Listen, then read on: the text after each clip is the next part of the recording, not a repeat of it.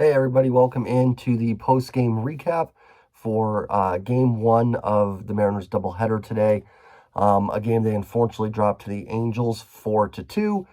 Game two here starts in about an hour from now, so we'll have the post-game recap for that game later tonight.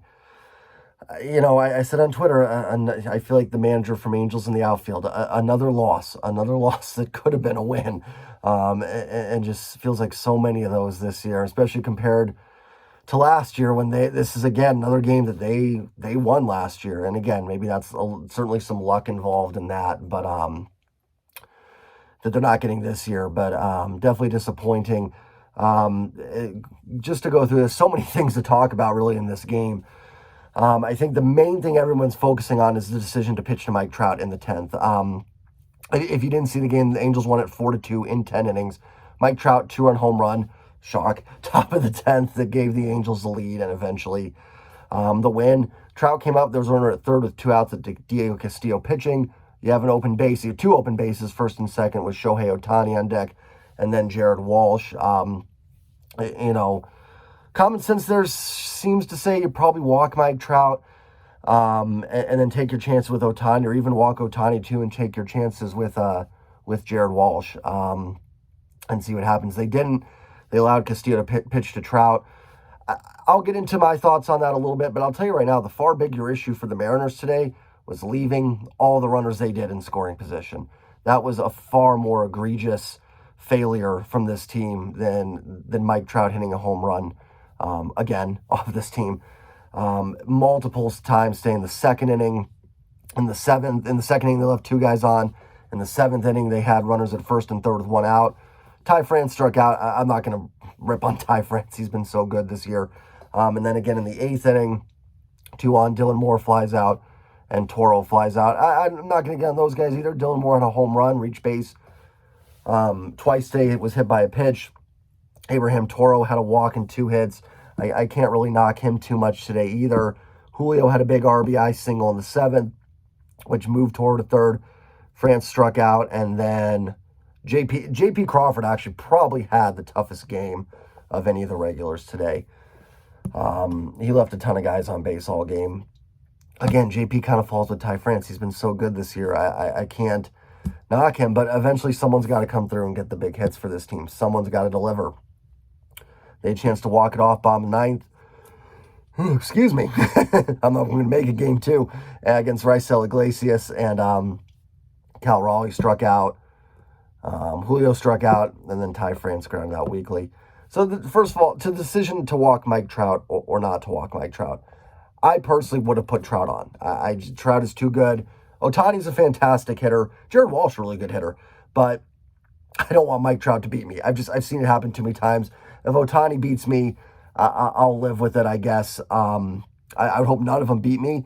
But I've seen Mike Trout in general is amazing. But I mean, against the Mariners, today was his 50th career home run against the Seattle Mariners. 30 of them, I believe 30 at Safeco/T-Mobile Park. So Trout has just worn this team out. He's worn out the league, but the Mariners especially. I would have put him on. I would have given him the free pass.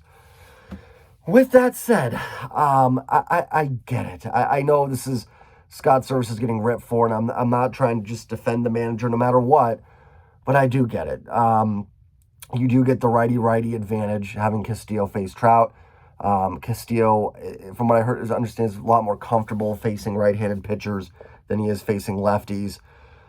You get that platoon advantage then, and Castillo's been on a roll. He's been pitching extremely well. You know, if he wants to go after Trout, sometimes you got to trust your guys, and if they want to do it, give them a chance. I think it was the wrong move.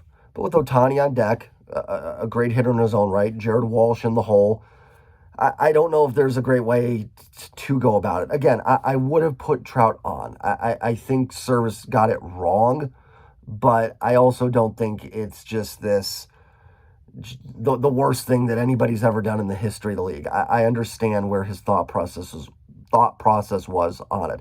And if the Mariners couldn't manage more than 2 runs, someone was going to beat them eventually. They needed to score more. They left too many guys on base, which has been a theme this year. I think they lead the league in runners left on base. Now, the good news is they're putting those guys on base. Hopefully, eventually, they drive them in. But that was the real reason. I think sometimes people want to point to one thing and go, the manager is the reason they lost. We just need a change here.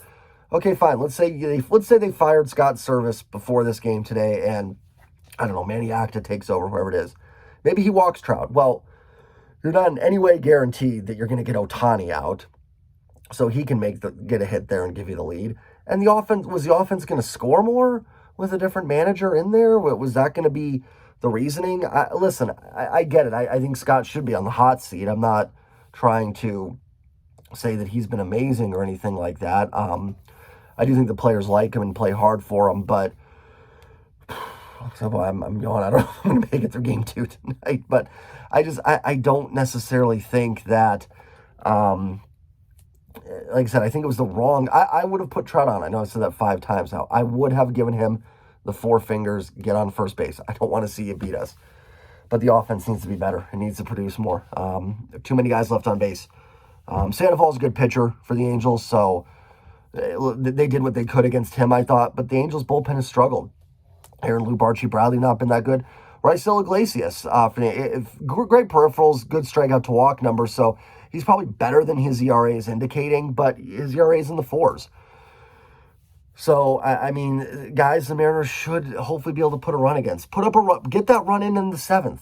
Get that run in the 8th, and it doesn't matter probably what happens in the 10th inning, what you do with Mike Trout. It would be a moot point. Trout probably wouldn't even bat it again. So, the players got to execute no matter what. So, it's not that I don't think it was a right decision. I think you're better off. Trout is better than Ohtani. He's better than Jared Walsh. Give him the free pass and pitch to Ohtani. And if you're not worried about the splits, get Ryan Baraki up and have him face Ohtani. I don't know. It's a doubleheader, so you don't want to just blow through a ton of pitchers either, in case the game goes longer. But that's kind of where I stand on it. I don't think it was a smart decision to pitch to Trout, but the reason for the loss goes far deeper than just pitching to Mike Trout or not pitching to Mike Trout. Unfortunately, Mike Trout is in the lineup for game 2. And I was hoping maybe he was a little sore last week, I think. So I was hoping maybe I would have given Trout a nice little day off tonight. I think he can enjoy the game and watch it, but he is in there. And listen, Mike Trout is a tremendous, tremendous baseball player. And just, if he wasn't doing against my team so often, he truly is just amazing to watch. Like I said, it's just unfortunate he's doing against my team almost every night, it seems like, or every time the Mariners play the Angels. And listen, the Mariners, you want to get that top-line talent like that. Certainly the Angels have many holes on the roster. They're not a complete roster by any means, and they're struggling a bit this year too. But you see what happens when you have Mike Trout. I talked about this on Thursday when Ohtani was pitching.